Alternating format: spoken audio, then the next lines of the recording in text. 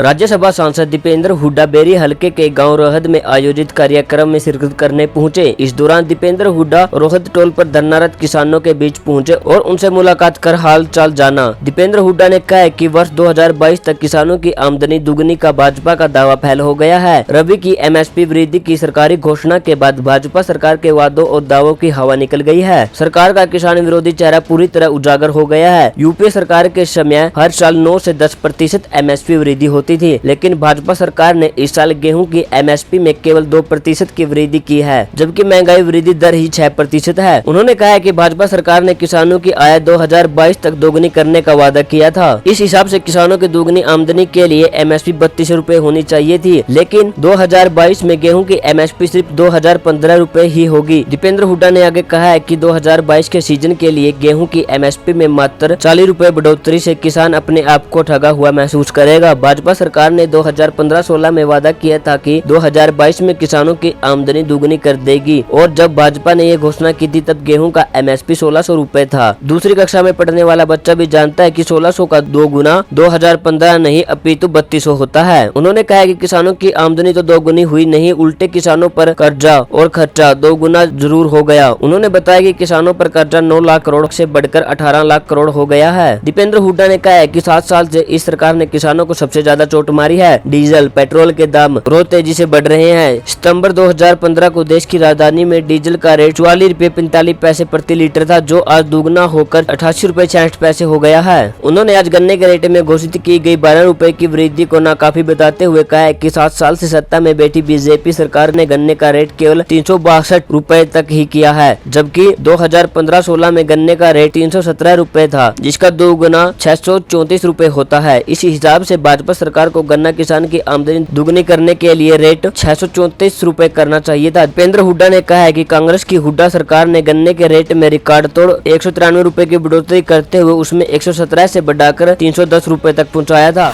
हल्ला बोल हरियाणा।